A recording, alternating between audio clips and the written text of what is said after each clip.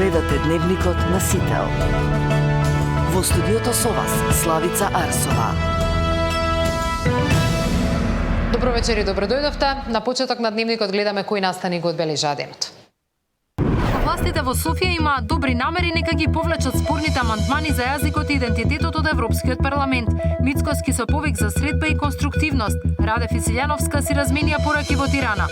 7 години од Преспанскиот договор, Македонија ги спроведе сите промени, 3 меморандуми за соработка се уште не усвоени во грчкиот парламент. Евакуирани првите осуми на македонски државјани од Израел, 5 ден конфликт со Иран. Кочанската болница бара итно до екипирање со лекари и медицински персонал. Партиите се обвинуваат околу истрагата. 11 јули почнува судењето за онкологија. Финанси испрати писма до 22 меѓународни финансиски институции. Почна потрагата по кредитор за железничкиот коридор 10.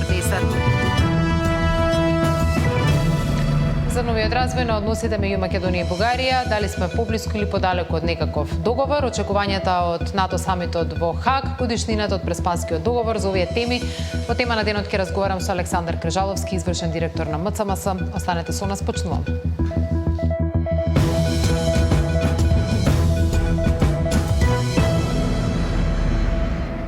Во пресрет на извештајот за Македонија во Европскиот парламент и можната средба со бугарската страна на маргините на самитот на НАТО во Хаг, премиерот Мицкоски испраќа повик до Софија за конструктивен диалог. Тој ги повикува бугарските европратеници да ги повлечат спорните амандмани за македонскиот јазик и идентитет, а како гест на добрососедство бара и повторно активирање на темата за коридорот 8. Од Софија пак претседателот Радев тврди дека нема отворени билатерални прашања, а интеграцијата на Македонија вели дека зависи само од исполнувањето на европските стандарди. Македонија не треба да биде жртва на идентитетски прашања, бидејќи тие се надвор од секоја преговарачка рамка, вели претседателката Силјановска Давкова од Тирана по пораките на Радев дека тие никогаш не поставувале вето за интеграциите на Македонија. Иако не сакаше директно да ја коментира неговата изјава, вели дека таквата реплика не била за Македонија, туку за Европската Унија, која треба да покаже дека нема поважна политика од проширувањето. Ние не смееме да бидеме жртва на идентитетските прашања. Идентитетските прашања се надвор од било која преговарачка рамка, бидејќи се надвор од договорот за ЕУ, од Лисабонскиот договор и од повелбата за фундаментални права. Значи, ние не бараме никаков ексклузивен статус. Ние бараме стандардно однесување. Премиерот Мицкоски не верува во искрени намери на Бугарија. Ги повика бугарските државници, ако навистина посакуваат придвижување на интеграциите за Македонија, на гласањето за извештај од следната недела да ги повлечат амандманите со кои се оспорува македонскиот идентитет и да прифатат средба во Хаг. Нашите стари рекле помалку слушај што зборат, повеќе гледај што работат. Еве имаме таква можност да покажа тоа што го зборат на 24 јуни на Комисијата за надворешни работи при Европскиот парламент АФЕТ се наоѓа извештајот во кој што очекувам бугарските членови на Европскиот парламент да ги повлечат амандманите во кои што бараат македонскиот многовековен идентитет и јазик да се додефинираат со зборчето сегашен или презент и во рамките на европскиот дух да биде усвоен тој извештај, а потоа и патоказот за малцински права кој што многу скоро ќе биде на дневен ред. Шефот на македонската дипломатија од Будимпешта испрати порака и до Софија и до Брисел дека македонскиот народ ја има платено цената на трпение и компромиси. The Macedonian people have paid the price of patience and of compromise. But there are lines we will not cross because they define who we are. Our language, our identity, and our cultural and historical continuity are not negotiable. They are the soul of our nation. This is not a posture of defiance. It is a posture of self-respect. Радев пак на заедничката пресконференција со Силјановска од самитот во Тирана порача дека Бугарија никогаш не поставила услови за полноправното членство на Македонија во Европската Унија, туку бара да се спроведе договореното. Тук не става въпрос за нерешени двустранни отношения. не става въпрос за налагане на вето или спиране на процеса изпънка от някоя съседна страна. Напротив, на всички е ясно, че от Европейският консенсус от 2022 година става въпрос за вътрешни предизвикателства, свързани с правата на човека и върховенството на правото. Покрај ваквите пораки нема потврда дека Бугарија е подготвена да седне на маса со Македонија во Хаг. При евентуална средба, таа ќе се одвива на ниво председател-премиер, откако соседите одлучија наместо Раде во Хаг да го испратат премиерот Желјесков. Ивана Соколовиќ, Најдова, Сител телевизија. Министерот за надворешни работи и надворешна трговија Тимче Муцунски попладнево разговарал телефонски со новата висока представничка на Европската унија за надворешна политика и безбедност Каја Калас. Во фокусот беа европските перспективи на Македонија, регионалната инфраструктурна поврзаност и актуелните безбедности предизвици на Блискиот Исток. Според соопштението на МНР, Калас ја реафирмирала континуираната и недвосмислена поддршка на Брисел за евроинтеграциите на Македонија, нагласила дека одржувањето на реформскиот моментум, особено во делот на владењето на правото, останува клучен предуслов за напредокот во пристапните преговори.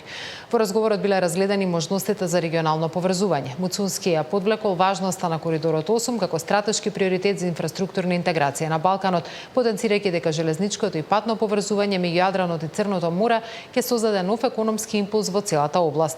Од МНР информираа дека во наредните недели се планираат технички состаноци меѓу експертски тимови на Скопје и Брисел за усогласување на реформските приоритети до крајот на годината, особено во правосудството и борбата против корупцијата.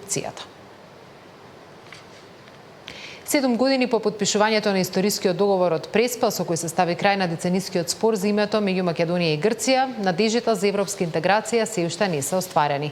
Договорот кој се сметаше за пресвртница и чин на компромис ја стабилизираше билатералната комуникација меѓу двете земји, овозможи членство на земјава во НАТО, но не донесе посакуван забрзан напредок кон членство во Европската унија.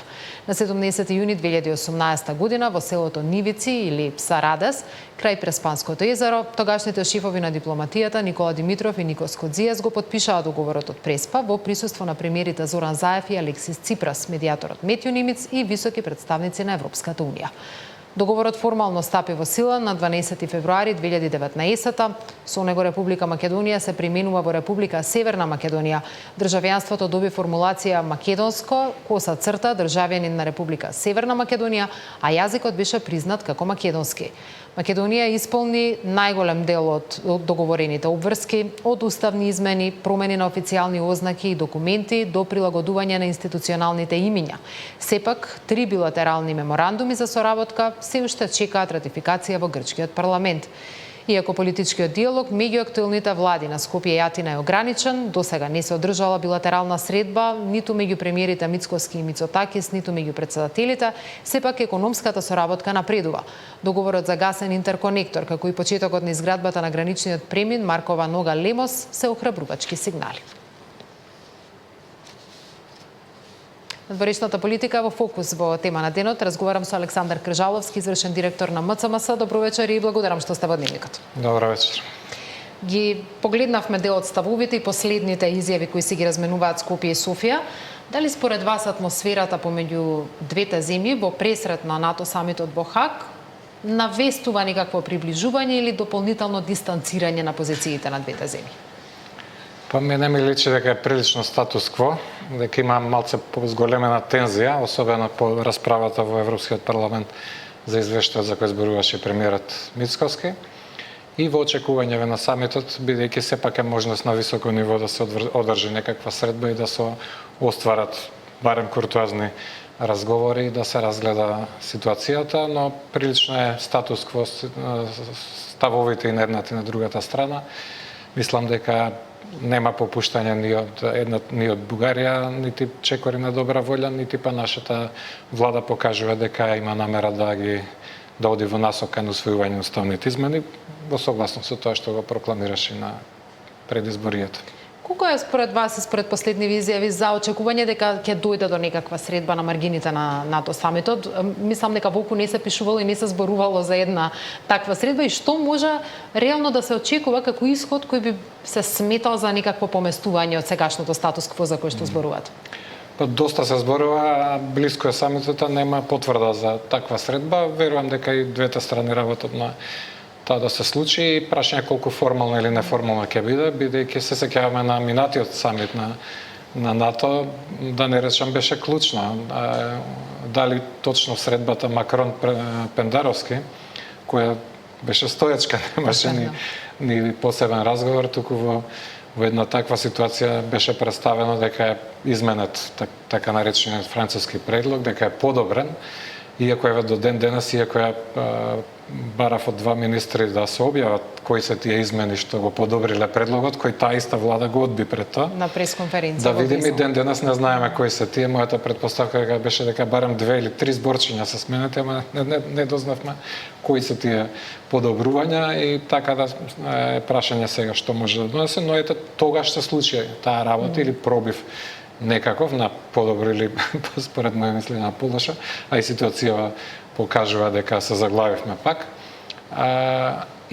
Но може да се очекува дека нешто некое придвижување ќе има. Немаме големи очекувања, може ништо да не се случи, ниту да има средба, а и да се случи, не очекувам радикална промена или подобрување на ситуацијата или продолжување на процесот на евроинтеграција. Слушнавме денеска, Радев повторно искористи една формулација, нема да има нови барања или дополнителни барања од бугарска страна. Тоа како позиција во изминатиот месец-два доаѓа константно од представници на властите во Софија. Мене ми е малку конфузно и би сакала Ева да ми разјасните кој е вашиот став во однос на ова. Дали се работи само за една формулација која што е вешто и дипломатски подготвена, или реално Бугарија има од што да отстапи, односно да не продолжи со дополнителни барања, ако знаеме што во моментов содржат условите од преговарачката рамка? Точно така, мислам дека прилично добра дипломатска формулација, како што впрочем нели изјави дека не ставиле вето. Формално не ставиле вето, само не гласале за Па и Грција немаше ставено формално вето во целиот тој процес. Фактички е вето, но формално не е. И така се објаснува, така и ова. Генерално скоро сите барања, односно сите барања што можеа да формално да бидат ставени во преговарачката рамка се ставени и во протоколите што ги подпишавме. Иако индиректно сите знаеме дека главните две кои еве сега испливуваат низ дискусијата во Европскиот парламент за извештајот за Македонија на Томас Вајц, дека позадината на сето тоа е точно со идентитетските прашања за јазикот и за народот. Дали сме македонци, дали зборуваме македонски јазик и дали сме од 44 или претходно. Тие не може да бидат формално дел од било какво барање и не се. Значи, тие барат бугарите да влезат уставот, не пишува ништо за дали сме македонци и од која година сме. Но позадината е таа и тие успеа да со преговарачката рамка сето тоа го стават под контрола, да речеме, нивна, дека ако не се исполни понатаму во процесот, дека ќе може да го запрат процесот. Нема да биде вето, ќе има забелешка на историската комисија и пак нема да продолжи процесот понатаму заради тоа. Колку го споминавте извештајот во Европскиот парламент, еве денеска слушаме премиерот вели, ако Бугарија е искрена во своите позиции, бугарските европратеници нека ги повлечат амандманите кои што зборуваат за сегашен македонски јазик и сегашен македонски идентитет, исклучително навредливо кон една нација. Колку мислите дека ќе се задржат тие амандмани и колку сето тоа може да искомплицира целата процедура во самиот Европски парламент, бидејќи видовме дека веќе дојде до едно одложување? Прво секако дека ќе останат амандманите. Може би некои од пратениците, бидејќи таму има повеќе од различни партии. Нели Андреј Ковачев е од ГЕРБ, но другите се од Возрождани и има таков народ. Така да некој дури да покаже добра волја, особено тие што се во владеачката коалиција сега, другите ќе останат, сигурно ќе останат некои. И тие што повеќе следат колегите од секторот што пратат евроинтеграцијата, ми кажа дека и минатите 2 години не било волку бомбастично, но имало извештај, не е усвоен. Од истите причини, премногу амандмани имало и генерално се заборавила, не се усвоило на првото читање и потоа не се ни ставило пак на дневен ред. Може да биде и овде, ако дојде до таква ситуација, да не се гласа пак и потоа да не се стави пак на дневен ред и нема да биде усвоен и ќе заврши на тоа. До следната година, кога пак ќе се прави нов извештај, и тоа така ќе продолжи. Лично не очекувам отстапки од дел од бугарските пратеници, па веројатно и од сите. Ние сме во изборна година, локалните избори ќе не се случат на есен, но И Бугарија ќе влезе во изборна година 2026 со претседателските избори таму. Дури се најавува дека 2027 се можни парламентарни избори во кај нашиот сосед. Што значи ова како еден временски прозорец? Можеме ли ние од сега да заборавиме на евентуални поместувања до завршувањето на изборните циклуси во Бугарија, па дури можеби и чекање на следни парламентарни избори во земја? Генерално нема што да чекаме од Бугарија. И самата Бугарија тоа не го кажува, вклучително и Радев. Сега ова е европско прашање. Тие успеа со францускиот предлог да издействуваат да ова биде европска позиција, а не бугарска. До тогаш беше вето, тие не гласаа за заклучоците. Во тој момент се случи да целата Европска унија, бидејќи тие нивниот парламент го прифати францускиот предлог скоро едногласно. Така да затоа Европска унија притиска кај нас и ние сме го прифативме во собранието и сметаат дека е тоа договорено, нема што понатаму. Така да Бугарија се исклучува самата од било какви, затоа и вели немаме нерешени спорови, вели Радев на Силјановска, бидејќи тие направија тоа што е до нив. Така да нас не диалогот со Европската унија дали воопшто може да се помести било што. Од она што го гледаме во оваа година дена на новата влада, мислам дека тие пробаа да направат некакво поместување со се што кажуваа дека ќе направат пред изборите, да биде со одложено дејство, сега да ги усвоиме уставните измени, ама да важат кога ќе бидеме во Европска унија, да се измени преговарачката рамка и тоа не се случи, да има добра волја од Бугарија да се регистрира некоја здруженијата во Бугарија за кој има пресуда во Страсбург, но ништо од тоа не се ефектуира. Се беше торпедирано што од Бугарија, што од Европска унија и последните посети на Калас, на Кошта го потврдија тоа дека ставот на Европската унија е непроменен. Нема план Б, на вас е да ги усвоите уставните измени. Дали кај нас тоа секако нема да се случи до завршувањето на локалните избори, прашање е дали потоа ќе има некакво предвижување и бидејќи очигледно за сега не гледаме други. Дали владата има екстра напори, веројатно има дипломатски цело време за нашата вистина, или да се каже, ама тој филм го гледавме и предходно со уште Груевски кога беше, видовме дека не помина, со години го правевме истото, ама едноставно позицијата беше членката смета вака и додека не прифатите нема поместување. Прашање дали сакаме по тој пат така да одиме или да го баталиме, бидејќи 35 години не сме членки на ЕУ, па живи и здрави сме. Можевме да бидеме подобри. Веројатно ќе ни би било многу подобро ако порано сме. Но не пропаднавме кај што некои стравуваа дека ќе не нема како држава. Има ли замор од проширување? Имаше една интересна порака при посетата на Сијарто во Скопје, дека не е Бугарија за целиот овој период проблемот што Македонија не се поместува во евроинтеграциите. Има ли поголем заговор во смисла на тоа дека Европската унија едноставно и нема интерес во овој момент да се проширува кон Западниот Балкан? Приказната со Украина е нешто сосема друго. Да, склони сме ние кон конспирации, не дека нема позадина на тоа и точно е дека во време на француското вето, Макрон дека имаше замор од проширувањето и дека имаше барање за внатрешни реформи пред било какво проширување. Тоа е причината за француското вето и не верувам дека е поврзано со Грција и Бугарија, иако оставам простор дека може имало конспирација и тогаш. Но битно беше дека навистина такво беше расположението во Европската унија и особено во некои држави како Франција, како Холандија. Тоа што е сега ситуација, бев баш во Брисел минатата недела, имав разговори во комисијата и во директоратот за проширување. И прилично е смената, не толку во Франција, ама например во Холандија. Холандија беше една од најпротив земјите, против проширувањето. Сега е една од најпоборниците за проширување, токму заради Украина, не заради нас, туку заради Украина, ама тие го гледаат целиот пакет.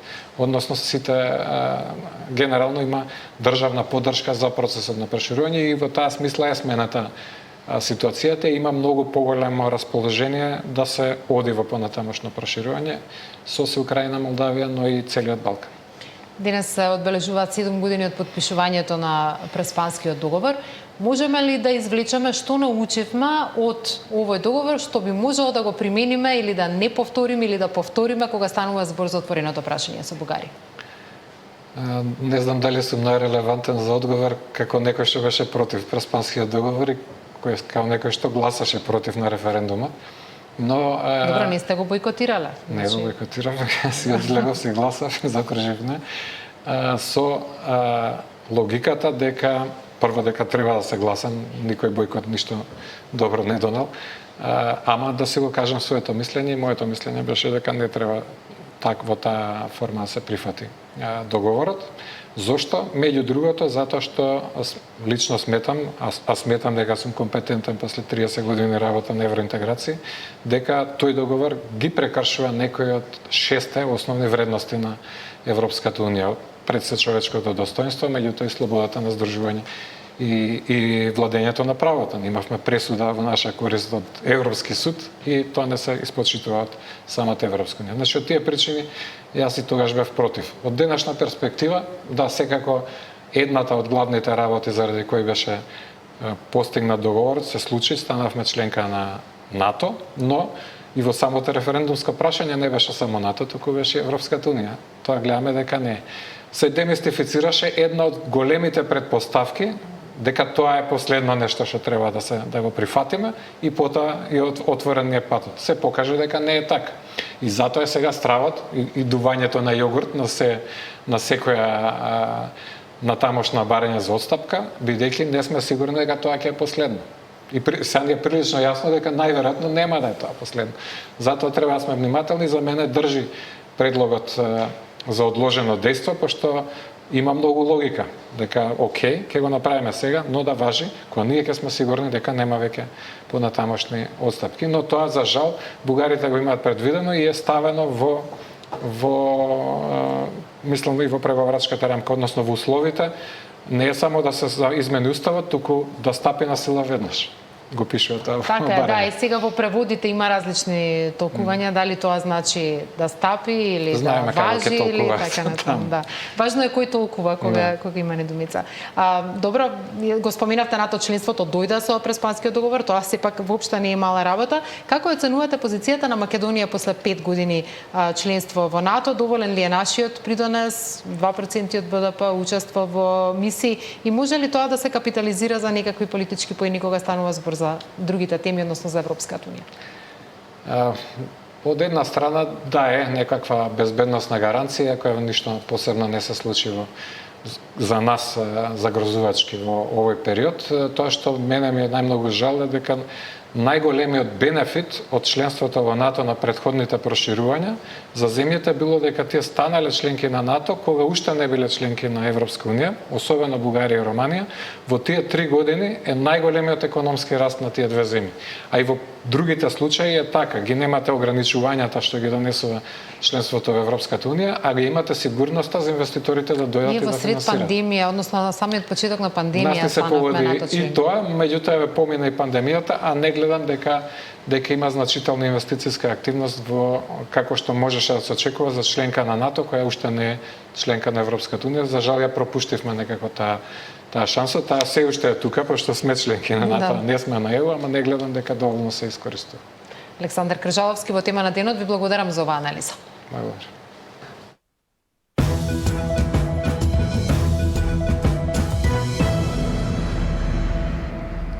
Првите 8 македонски државјани беа евакуирани од Израел и се очекува вечер во околу 21 часот да пристигнат во земјава. Во услови на влошена безбедносна состојба, тие утрово како дел од конвој по копнен пат беа пренесени до границата со Египет, од каде се патија кон Шарм ел Шејх, за потоа да бидат транспортирани со владиниот авион назад во Македонија. Мирена Давидовска известува. 8 македонски државјани се евакуирани од Израел. Првиот конвој со македонски државјани утрово го напуштија Тел Авив. По копнен пат се спроведени на безбедно место на границата со Египет, од каде ќе бидат преземени за летот кон Македонија. Владиниот авион се упати кон Египет, а македонските државјани се очекува вечерва да пристигнат дома. Последните 2 дена сме во комуникација со Министерството за надворешни работи за да ги извлечеме нашите луѓе кои што се наоѓаат во Израел после наоѓањето на безбедносната точка, односно безбедносно место од каде можат да се извлечат истите. Авионот полета во 15 часот, би требало да стигне некаде во 17:30 во Египет, каде што имаме 4 возрастни лица, 3 деца и 1 бебе, кои би требало по она што чекаме дозвола од Египет да полетаат некаде 18:40 од Египет према Македонија, практично некаде околу 21 часот луѓето би слетале назад во Македонија. Од МНР велат ова е првата група македонски државјани кои побарале да бидат евакуирани од Израел. Во постојана комуникација се и со останатите 27 кои се пријавиле во МНР, но одлучиле да чекаат да се воспостави редовен авионски сообраќај од Тел Авив за да се вратат во Македонија.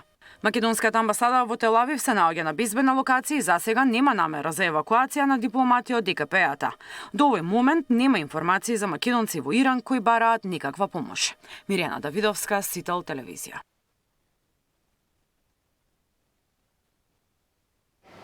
Израел и Иран петти ден поред разменуваат воздушни напади со жртви и штети од двете страни. Ескалацијата предизвика итна реакција од американскиот претседател Доналд Трамп, кој повика на евакуација на Техеран и најави итен состанок на Советот за национална безбедност. Раното заминување на Трамп од самитот на Г7 и реакциите од светските лидери укажуваат на опасноста од поширок регионален конфликт, а повиците за прекин на огнот се уште не најдуваат на одговор. Небото над Блискиот Исток не се смирува пети ден. Израел и Иран продолжуваат со воздушни напади едни кон други. Иранската армија тврди дека со ракети го погодила Центарот за воено разузнавање на израелски Мосад, а израелските одбранбени сили пак објавија дека го убиле воениот шеф на иранскиот генералштаб, кој беше на функција 5 дена по убиството на неговиот претходник. И двете земји тврдат дека атакуваат само на воени цели. Израелците најавија дека ќе продолжат со напади додека не се отстрани заканата од нуклеарна програма. Иранците пак негираат дека развиваат нуклеарно оружје. Повторувам дека Исламската република Иран не развива капацитети за нуклеарно оружје, но исто така Иран нема да ги занемари правата на својот народ и нивната потреба за пристап до мирна нуклеарна енергија. בהמשך ביצוע פשעי מלחמה וירי טילים לעבר אזרחי ישראל. כדאי שיזכור מה עלה בגורלו של הדיקטטור במדינה השכנה לאיראן שהלך בדרך הזאת נגד מדינת ישראל. אני קורא לתושבי טהרן להתפנות מאותם מקומות בהתאם להנחיות דובר צה"ל בפרסית לשם הגנתם. Американскиот претседател бара вистински крај на нуклеарната програма, а не прекин на огнот. Ги повика граѓаните да се евакуираат од Техеран. I've been negotiating. I told them to do the deal. They should have done the deal. The cities have been blown to pieces and lost a lot of people. They should have done the deal. I told them do the deal. So I don't know. I'm not too much in a mood to negotiate now. Remember, Iran cannot have a nuclear weapon. It's very simple. We don't have to go too deep into it. They just can't have a nuclear weapon. Кина пак смета дека Трамп долева масло во огнот во конфликтот помеѓу Израел и Иран. Против нуклеарна програма во Иран е и Европската Унија, но инсистираат на деескалација. We all agreed the urgent need for de-escalation. Iran cannot have a nuclear bomb and diplomacy is the solution to prevent this. And EU will play its part. Илјадници луѓе во двете држави останаа без домови. Расте тензијата на улиците во Техеран, Тел Авив, но и во останатите градови на Блискиот Исток. Странските државјани кои се затекнаа таму бараат начин итно да се евакуираат. It was an opportunity to experience the challenges that the world is experiencing, that Israel is trying to do and resolve with regards to the situation in the Middle East. And I'm happy to be going back, but sad in the same time to leave my friends behind. Над 600 странци пак избегале од Иран во Азербејџан. Александар Динев, Сител телевизија. Кочанската болница бара итно до екипирање со лекари и медицински персонал. Партиите се обвинуваат околу истрагата. На 11 јули почнува судењето за онкологија.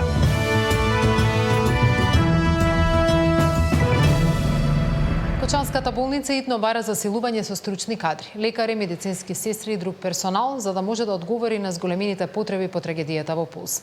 Таму веќе 1 месец се одвива рехабилитација на повредените, а директорката поднесе барање до Министерството за здравство за вработување на нови 20 на лица. Министерот Алију при вчерашната посета се уверил во недостатокот на кадар и разговарал со дел од повредените во болницата. Пристигнува оваа недела нова медицинска опрема и креми за третман на лузни, а првата група за рехабилитација на Пониква треба да замине во петок. Лекари, медицински сестри и останат персонали се неопходни на Кочанската болница за да одговори на потребите.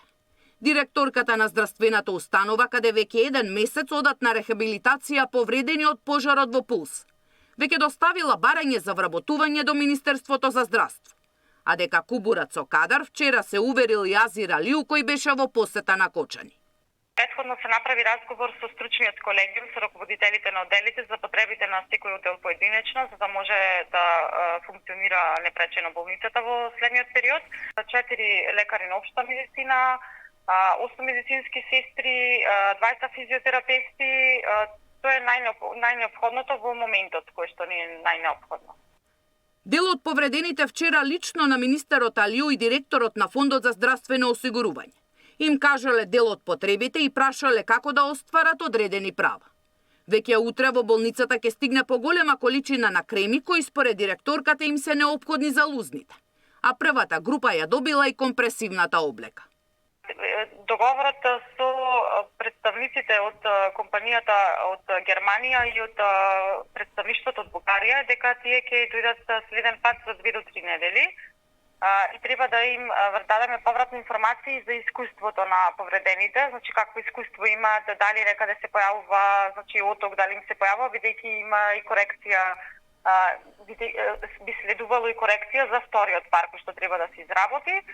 Рехабилитацијата во Пониква ќе стартува во петок и таму ќе имаат и медицинска и психолошка поддршка. А 3 месеци по големата трагедија во која животот го загубија 62 лица, а 200 беа повредени. 5 мина се уште се на лекување во странски болници. Сања Димитровска, Сител телевизија. СДСМ со нови обвинувања дека политичкиот врв штител полициски функционери. Од партијата најавуваат нова серија обелоденувања вистината за Кочани и прашуваат дали ВМРО ДПМН примала донации од осомничени поврзани со случајот. Ке каже ли ВМРО ДПМН колку пари во форма на донации земале од осомничените од Пулс? Правда за Кочани мора да има. За Кочани, за жртвите, за семејствата, за правната држава. Директорот на Бирото за јавна безбедност Јанев треба да одговара кривично по закон и хиерархија. Министерот за внатрешни работи Панче Тошковски мора веднаш да поднесе неотповиклива оставка. Без изнов повлекување, секоја истрага е компрометирана. Секоја правда е селективна, како и досега. ВМРО ДПМН одговори дека опозицијата ја политизира трагедијата. СДСМ мора да престане да ја политизира трагедијата во Кочани, за разлика од нивното време, кога беа и влада, и обвинители, и судии. Денес институциите се оставени самостојно да си ја вршат работата, без политички притисок, наведуваат од партијата. Според нив, истрагата е независна и правдата ќе биде исполнета, а судиите и обвинителите кои го водат случајот се поставени токму во време на СДСМ и ДУИ. Во Основниот кривичен суд во Скопје, во големата судница, пред судиката Снежана Марковска, на 11 јули ќе почне судскиот процес против 4 лекари од клиниката за онкологија, обвинети за несоодветно лекување на пациенти во периодот од 2018 до 2022 година. Според обвинението, онколозите не им ја обезбедувале соодветната терапија на онколошките пациенти, со што според обвинителството се нарушило нивното право на здравствена заштита. Обвинителството ги повика сите оштетени од ваквиот третман да се јават и сведочат во постапката. Во текот на истражната постапка, обвинетите лекари не доставиле докази во своја корист, а обвинителството смета дека има доволно елементи за покренување на обвинение поради тешки пропусти во терапиите кои се давале или се ускратувале.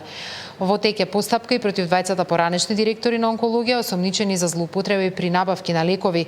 Обвинителот Коцевски најави нова истрага по последниот ревизорски извештај кој покажал сериозни неправилности во работењето на установата во истиот период. Судењето се очекува да привлече големо внимание поради сериозноста на обвиненијата и чувствителноста на предметот кој директно го засега третманот на пациентите заболени од рак. Новата изборна формула за независните кандидатури ги разбранува политичките води. Наместо процентуален праг, сега ќе се применува скалест систем на подписи, што за град Скопје значи минимум 3500 граѓански подписи. По укинувањето на досегашните одредби од Уставниот суд, собранието ги финализираше измените на изборниот законник. 3500 потписи ќе бидат потребни за независна кандидатура за град Скопје на локалните избори. Собранието ја заврши расправата за измените на изборниот законник. Наместо процентуално, сега потребната поддршка од граѓански потписи за независните кандидатури ќе се одредува скалесто. Измените доаѓаат од како минатиот месец Уставниот суд ги укина одредбите кои предвидуваа за учество на изборите независните кандидати да мора да соберат потписи од 1% од запишаните избирачи во конкретната општина. Од ВМРО-ДПМН велат дека без овие измени независните кандидати нема да може да учествуваат на изборите, бидејќи за оваа процедура нема да има законско решение. Таа правна празнина ќе остане и очигледно вие не сакате независни листи да може да се кандидираат на овие избори. И сега повикувате да има вклученост на сите заинтересирани во изборите, оние што имаат независни листи, политичките партии секако, ама не дозволувате таа правна празнина да ја надминеме. Тоа произлегува од минатиот изборен законник, кој што го гласавме исто консензуално во ова собрание, на кој што сме подпишани јас, тогашниот координатор Мартин Костовски и Арбер Адеми, представник од ДУИ. Измените дојдоа како заеднички предлог од владеачката коалиција, добија поддршка и од СДСМ. Против се само ДУИ и Левица. Од ДУИ се противат дека законот се носи без консензус, а нивните забелешки не били имплементирани во решението. Левица бара измени на изборниот законник кои ќе се базираат на промена на изборниот модел. Нашите забелешки се во врска со начинот и практиките со кои се сака да се промени измени, значи изборниот законник. Истакнавме дека историски измените во изборниот законник во нашата земја се врз основа на поширок консензус со помош на сите политички сили, како на мнозинството, така и на опозицијата. Овој консензус реално беше столб на довербата на изборните процеси и гаранција за зачувување на демократската стабилност.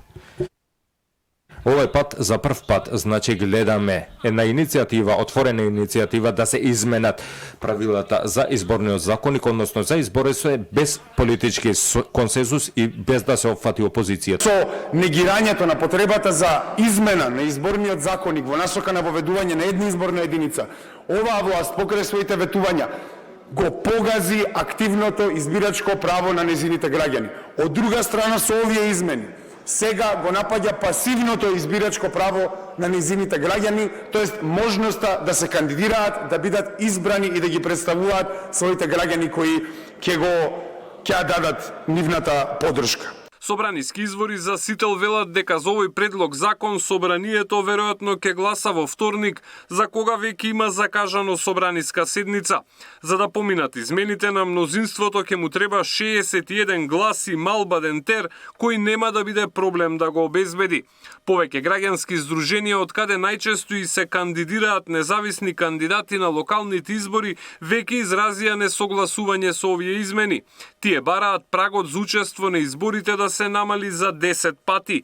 Најавуваат нова представка до Уставниот суд и барање до председателката да не го потпише законот.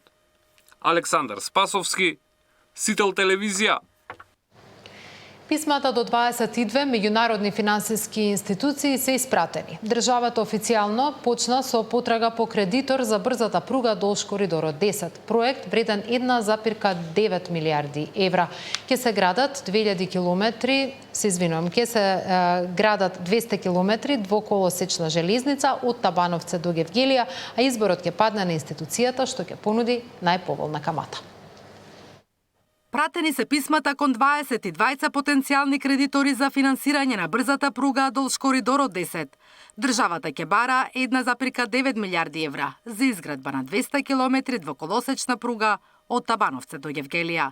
Договор ќе се склучи со меѓународната институција или банка која ќе понуди најниска камата, а британската Експорт банка е гарант дека државата ќе го враќа заемот. Од финансии велат дека барање за интерес е пратено до финансиски институции од Европа, САД, Јапонија и Обединетото кралство, а одговор од нив се очекува до крајот на месецот. Премиерот е оптимист, годинава очекува да се почне со градба. ако се биде како што треба, оваа година очекувам почеток на изградбата на оваа пруга. Од Министерството за транспорт вела дека забрзано се работи на изработка на физибилити студија и врз основа на понудите кои ќе пристигнат од потенцијалните кредитори, ќе започне и подготовката на проектот. Владата ги анализирала цените од регионот и пресмета дека најниската цена за километар чини 8,8 милиони евра, додека највисоката 14,4 милиони. Ако се земе во предвид најниската цена, проценетата вредност за изградба на пругата би била 1,76 милиарди евра. За изработка на проектна документација и основен проект уште 4% од вредноста, како и најмалку 10% за експроприација и непредвидени трошоци. Со тоа вкупната сума за изградба би изнесувала 2 милиарди евра, од кои 95% ќе се бараат од финансиски институции, додека 5% или 100 милиони евра ќе треба да се обезбедат од буџетот.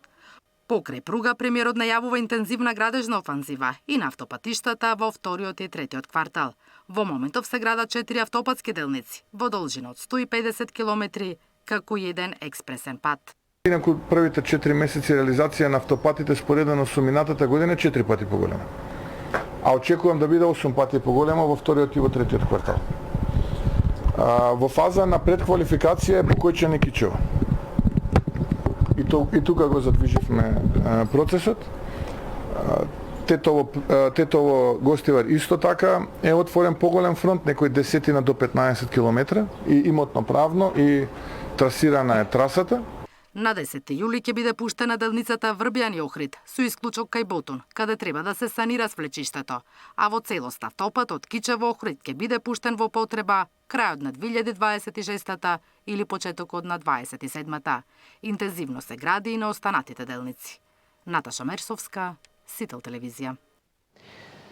Нови мерки на повидок. Премиерот Мицкоски најави дека владата многу скоро ќе излезе со предлог решение за ублажување на растот на цените на прехранбените производи. Без да открие детали, тој порача дека се работи на сериозен пристап во консултација со експерти и деловни чинители.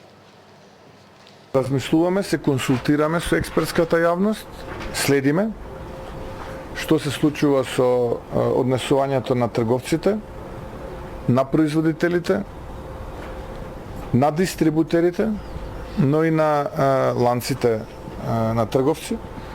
Така што ова е еден сериозен процес во кој што сериозно навлегуваме и мислам дека многу скоро ќе излеземе со предлог решение. Кога? По периодов.